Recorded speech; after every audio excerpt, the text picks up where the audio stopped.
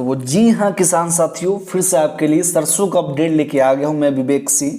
आज हम लोग जानने वाले हैं दोस्तों सरसों की भाव के बारे में। सरसों में क्या कुछ अपडेट है, क्या केंद्र सरकार और जो कि तेल कंपनियां के साथ मीटिंग हुई, इसके बाद आखिर सरसों तेल में क्या होगी। सबसे पहले दोस्तों समझिए, सरकार ने जो मीटिंग की है बड़ी बड़ी ब्रांडेड कंपनियां के साथ के जो कि तेल को मैन्युफैक्चर करती है, ना कि सरसों किसान या सरसों ट्रेडिंग एक्सपर्ट के साथ मीटिंग की है।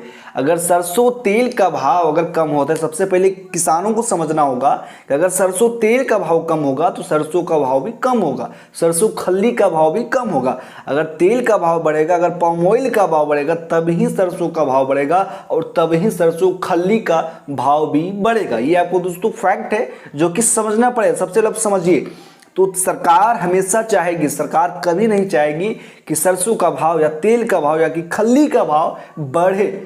दोस्तों हमारा देश का जीडीपी बहुत ही ज़्यादा गिर रहा है दोस्तों, क्योंकि अभी डॉलर का जो रेट है दोस्तों 80 रुपया तक चला गया। हमारा इंडियन करेंसी का वैल्यू कम हो रहा है और अमेरिकन करेंसी का वैल्यू काफ़ी ज़्यादा बढ़ रहा है, जिसके कारण सरकार को समझ में नहीं आ रहा है कि अब हम देश को भैया आगे जीडीपी रैंक में आगे बढ़ाने के लिए करे तो करे क्या। इसके वजह से सरकार दोस्तों उलूल जुलूल डिसीजन ले रही है, जिसके कारण दोस्तों आज हमारे देश में डीजल, पेट्रोल, गैस, सीएनजी का जो दाम है, इतना ज़्यादा मोबाइल रिचार्ज का दाम बढ़ गया है। इसके लिए आपको समझना होगा साइंटिफिक रीजन क्या है।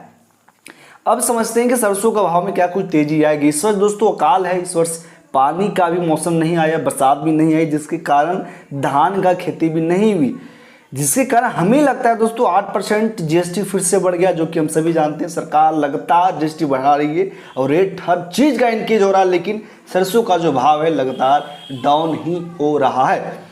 दोस्तों इस वर्ष अकाल हुई, धान का सीजन नहीं हुआ, धान का खेती नहीं हुआ। अगर धान का खेती नहीं हुआ तो धान का रेट बढ़ेगा। अब साथ में अगर सरसों की बात करें दोस्तों, तो सरसों एक ऐसा सब्जेक्ट है जो कि देश अभी भी बाहर से तेल को खरीदती है हमारे देश को पूर्ति को पूरा करने के लिए, क्योंकि समझना होगा आपको कि हमारे देश में उतना राइस सरसों पैदा नहीं होता है जो कि पूरा देशवासियों को संपूर्ण से तेल ग्रहण कर सके।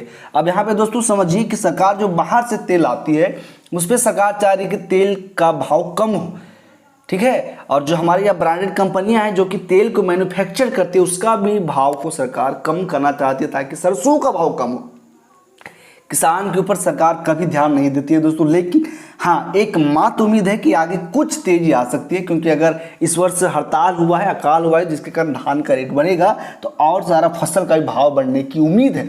आपको एक भाव बताता हूँ, आज का भाव कुछ क्या है, आप उस भाव से रिलेटेड समझ सकते हैं कि अभी मंडी में क्या कुछ हड़ताल चल रहा है। जयपुर का भाव 6,825 है, दिल्ली का 6,550, आदमपुर का 6,275, संगरिया का 6,457, कोटा का 5800 रुपये क्विंटल 6150, बरवाला का दोस्तों भाव है 6325, हिसार का 6,000 रुपये क्विंटल 100 का डाउन, खैरतल का 6480, गंगापुर सिटी का 6,600, सरसों तिल कच्ची घानी का 1,360 रेट चल रहा है, ठीक है। हापुड़ का भाव 7,050 चल रहा है दोस्तों, ठीक है। एक मोटा मोटी भाव एवरेज भाव चल रही है दोस्तों, 7300 का भाव खुल रहा है इसका सोलनी प्लांट का। तो मोटा मोटी दोस्तों आप जैसे कि भाव देख सकते हैं, एवरेज ही भाव चल रही है, ना ज़्यादा तेजी ना ज़्यादा गिरावट। हापुड़ का भाव 7,050 है, 12 का 6,000 रुपये क्विंटल से 6260 है, सुमेरपुर का जैसे कि मैंने बताया 6400 से 6450 है। खैरतल का भैया आपका भाव, खैरतल का क्या है, खैरतल का 6480 है।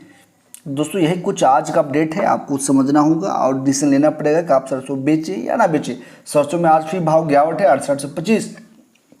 अब आगे क्या कुछ अपडेट आता है मैं आपको बताऊंगा, लेकिन हाँ सरसों में अभी फिलहाल कुछ नहीं कहा जा सकता, लेकिन हाँ आगे तेजी आ सकती है दोस्तों। 110% कुछ तेजी आएगी, 100 से 50 रुपये का ज़्यादा आने की उम्मीद नहीं है। मैं हूँ विवेक सिंह, आप देख रहे हैं सरसों रिपोर्ट। वीडियो देखने आपका बहुत बहुत बड़ा धन्यवाद।